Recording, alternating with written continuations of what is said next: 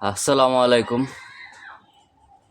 প্রথমেই অভিনন্দন Bangladesh cricket team, অভিনন্দন সকল প্লেয়ারদেরকে যারা দুর্দান্ত একটা টি-20 সিরিজ খেলতেছে।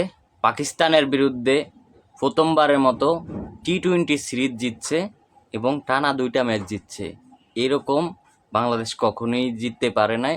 হয়তো এই সিরিজের আগে বাংলাদেশ সব মিলিয়া 3টা ম্যাচ জিতছে, একটা এশিয়ান কাপে আর একটা হচ্ছে 2015, একটা হচ্ছে 2016 সালে। মোট 3টা ম্যাচ জিতছে। আর এই সিরিজে টানা 2 ম্যাচই জিতছে। এক ম্যাচ হাতে রেখেই সিরিজ জিতে ফেলছে বাংলাদেশ। এই জন্য কনগ্রাচুলেশন, হ্যাটস অফ দেম, তাদের স্যালুট।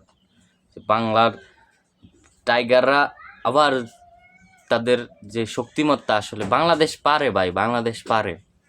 গত সিরিজটা দেখেন শ্রীলঙ্কার মাটিতে প্রথমবারের মতো তাদের মাটিতে সিরিজ হারায়া বাংলাদেশ সিরিজ জিতছে। এটা অনেক বড় একটা পাওয়া বাংলাদেশ ক্রিকেটের জন্য।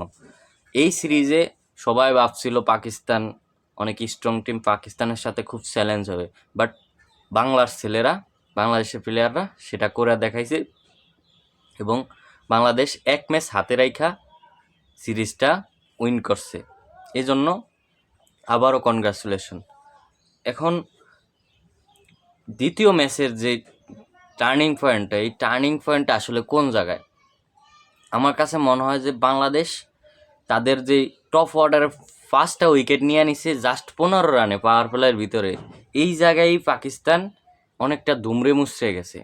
তাই তাদের যেই ম্যাচটা উইন করব এরকম সিচুয়েশনের ভিতরে প্রথম থেকে যাইতে পারে না। 10, 12, 13 ওভার পর্যন্ত তারা কিন্তু খেলার বাইরে ছিল। বাট আব্বাস আফ্রিদি আর ফাহিম আশরাফ 13 ওভার 14 ওভারের পর থেকে প্রতি ওভারে অ্যাভারেজে 12, 13, 10, 12, 13 এরকম করে রান নিতেছে। ওই সময় তাদের কনফিডেন্স বুস্ট আপ হয়েছে। তারা আসলে বুঝতে পারছে যে আমরা এই ম্যাচটা জিততে পারি। আর পাকিস্তান ওয়ার্ল্ডের সবাই জানে একটা আনপ্রেডিক্টেবল টিম। তারা যে কোনো সময় যে কোনো কিছু করে ফেলতে পারে, এটা অবিশ্বাস করার কিছু নেই। বাট তারপরও তারা যেভাবে খেলছে, ফাহিম আশরাফ আসলে সত্যি প্রশংসা পাওয়ার যোগ্য। ফাহিম আশরাফ আর আব্বাস আফ্রিদি শেষ দিকে দানিয়ালও ভালো খেলছে। আহমেদ দানিয়াল অসাধারণ খেলা খেলছে। মানে বাংলাদেশ ম্যাচটা হাইরেই যেত। কোন ম্যাচটা আপনারা চিন্তা করেন, বাংলাদেশের মানে ইজি জিতা ম্যাচ, এটা সবাই ভাইবে নিচে জিতে আছে। বাট সেই ম্যাচটারও তারা একটা টাফ সিচুয়েশন দিছে, বাংলাদেশে কঠিন টাফ সিচুয়েশন দিছে। এই টাফ সিচুয়েশন মানে যে কি একটা মেন্টালি স্ট্রেসের ভিতরে গেছে বাংলাদেশের প্লেয়াররা, যারা খেলা দেখছে বা যারা দর্শক ছিল তারা বুঝতে পারছে। পাকিস্তান যদি রিশাদ হোসেন ওই সময় যদি ব্রেক থ্রুটা না দিতে পারতো, ফাহিম আশরাফের উইকেটটা না নিয়ে, তাহলে ম্যাচের সিনারিও ভিন্ন হইতে পারতো, রেজাল্ট তাদের দিকেও যাইতে পারতো।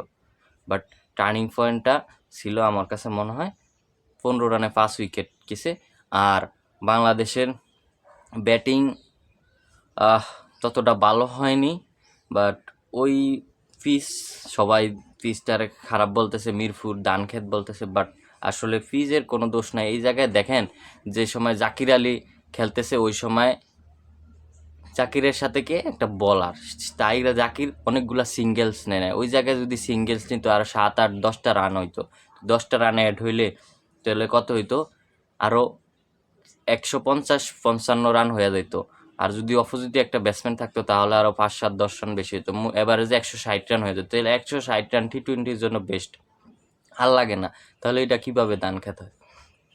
বাট বাংলাদেশের জাকির আলী অনেক তার এক্সিকিউটিভ যে রোল ছিল সেইটা সম্পূর্ণ সুন্দরভাবে করতে পারছে। এই জন্য সে প্লেয়ার অফ দ্য ম্যাচ হয়েছে। আসলে জাকির আলী অনেক এই পিচে 50 করছে, মানে অনেক কিছু। সে যে টেম্পারমেন্ট নিয়ে খেলছে, যে ডেপথ নিয়ে পিচে ছিল, আসলে এটা ফুল রেসপেক্ট তার প্রতি। যে একটা টেম্পারমেন্ট নিয়ে খেলতেছিল, আসলে এটা বলা বাহুল্য। তার অনেক মেন্টালি অনেক স্ট্রং জাকির আলী অনেক কিন্তু ন্যাশনাল টিমে একদিন 2 দিনে চলে আসে না, সে কিন্তু সব জায়গায় পারফরমেন্স করিয়া আসছে, এই সিচুয়েশনগুলো বুঝছে, তাই সে জাতীয় দলে আইসা ভালো কিছু করতে পারছে বা ভবিষ্যতেও করবে আশা করি। But all credit goes to Bangladesh team, তাদের টিম ওয়ার্ক ভালো ছিল, তাদের এক্সিকিউশন ভালো ছিল।